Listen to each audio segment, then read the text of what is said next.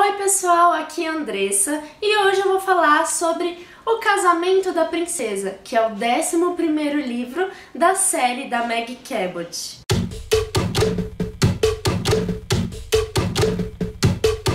Esse livro aqui, ele vai continuar a história da Mia Thermopolis, que é uma menina que aos 15 anos ela descobriu que ela era princesa de Genóvia. Genóvia é um país fictício, obviamente, da Europa Ocidental, se eu não me engano. E, na verdade, ela só tem essa notícia porque o pai dela não pode mais ter herdeiros, que ele teve câncer e não poderia mais ter filhos. Então ela recebe a notícia de que ela teria que virar princesa e, quem sabe, um dia comandar esse novo país. Eu particularmente cresci lendo o Diário da Princesa, então quando eu comecei a ler eu tava mais ou menos na mesma idade que a Mia. Então eram quase os mesmos assuntos, as mesmas histórias. Foi muito interessante ver esse crescimento da Mia ao longo dos 10 livros e do nada a Meg Cabot me vem com o 11º livro, como assim? Mas vamos ao que interessa. Esse livro aqui, como dá pra saber pelo título, O Casamento da Princesa, vai falar sobre o casamento da Mia com o crush que ela está há 8 anos, na verdade o amor da vida dela, o Michael. Só que assim, o casamento ele só vai funcionar como pano de fundo pro livro, porque convenhamos que um livro desse tamanho aqui, assim, só sobre o casamento ia ser meio redundante, né? E a Meg conseguiu, depois de 11 livros, fazer, acho que a segunda revelação bombástica desde o primeiro livro, que foi quando a Mia descobriu que ela era princesa. E se eu contar aqui vai ser muito spoiler, então eu não sei como é que eu vou fazer isso, porque mesmo contando a história do 11º vai ser spoiler pra quem não leu os outros 10 livros, mas eu vou tentar. O livro já começa com uma página de jornal anunciando que o pai da Mia foi preso. Na verdade ele foi preso por circular com um carro de corrida acima da velocidade nas ruas de Nova York, o que é proibido, mas isso é mais pra iniciar a história, né? E a mídia também é muito presente, muito mais presente do que nos livros anteriores. Ficam especulando, exatamente como acontece por aí com as celebridades. É só pensar no caso da princesa lá da Inglaterra, né? A Kate Middleton.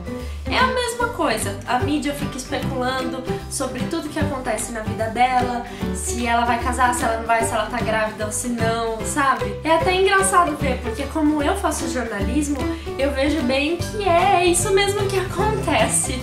Parece um pouco de loucura no livro, mas não é. E como todo romance de Michael e Mia é um clichê, o pedido de casamento não podia ser diferente. O Michael levou ela para uma ilha, com a desculpa de que ela precisava descansar do estresse que ela estava passando por toda essa situação do pai ser preso, da mídia em cima dela. Então ele a pediu em casamento, colocando o anel de noivado dentro da taça de champanhe que ela ia beber. E voltando dessa viagem, a Grandmère, que é a avó da Mia, tem uma revelação bombástica que na verdade é o assunto do livro, que eu não vou contar aqui o que é, mas mexe com o fato dela ter virado princesa, o fato dela ter precisado virar princesa. Ah, e eu esqueci de falar o motivo que levou não a Meg, mas a Mia a voltar a escrever o Diário da Princesa depois de 10 anos terem se passado desde que ela descobriu ser uma princesa.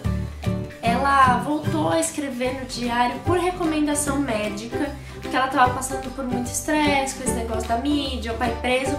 Então o médico recomendou que ela voltasse a escrever no diário. É por isso que a gente tem essa história aqui. Então, como dá pra se imaginar, ele é um livro narrado em primeira pessoa. Ele foi lançado esse ano pela Galera Record. E agora é a hora dos pitacos. Esse livro pra mim foi um tapa na cara, porque realmente, pra quem acompanhou a série desde criança, não queria que ela tivesse acabado. E do nada, a Meg Cabot vira e fala: "Ei, vou lançar um novo livro da série." Aí eu fui pesquisar e a Meg Cabot estaria no Brasil pra fazer o lançamento do 11º livro. Assim, do nada. Mas voltando para a história do livro, foi aquilo que eu falei. O casamento realmente é um pano de fundo. Ele não é a revelação mais bombástica do livro, até porque essa revelação já tá no título.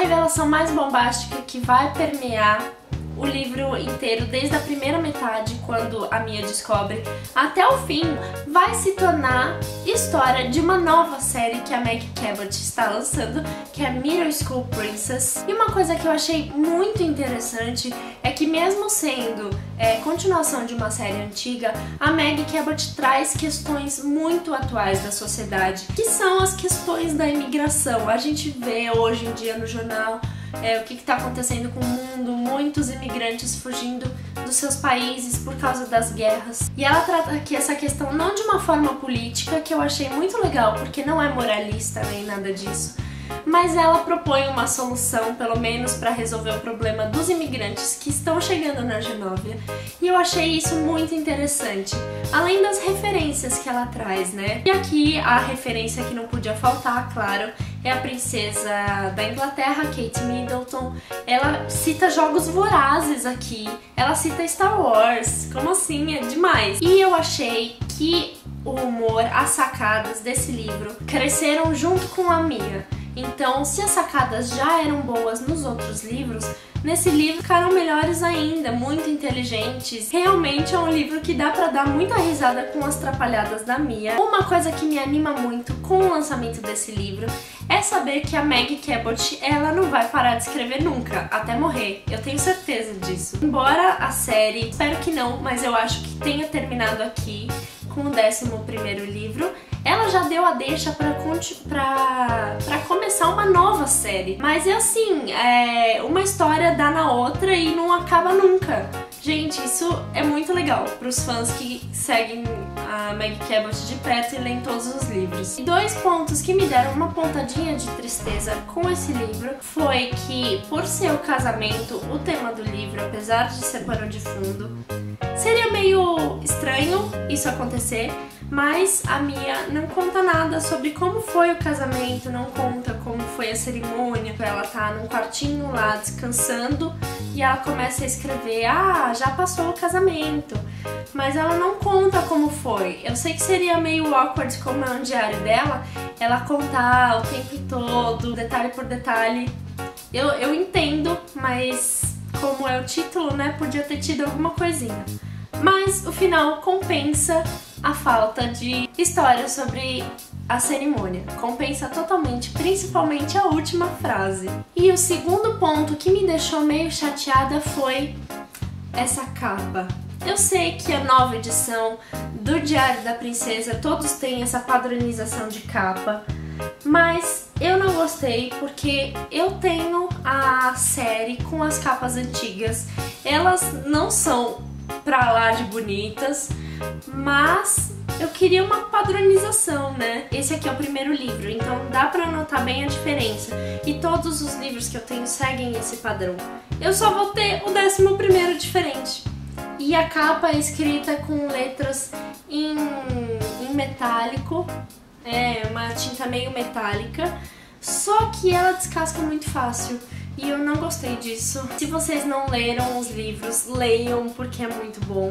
Qualquer adolescente vai se identificar, principalmente aquelas adolescentes que não foram as populares do colégio, né? Se você gostou desse livro, eu recomendo muito que você leia, principalmente se você já leu os outros 10. Se você não leu, eu recomendo que comece do primeiro. E é isso, pessoal. Eu espero que vocês tenham gostado desse vídeo. Não esqueçam de deixar um joinha aqui embaixo e se inscrever se vocês já não estão inscritos no canal. E na descrição do vídeo eu vou deixar o link para todas as redes sociais do canal. Até o próximo vídeo. Tchau!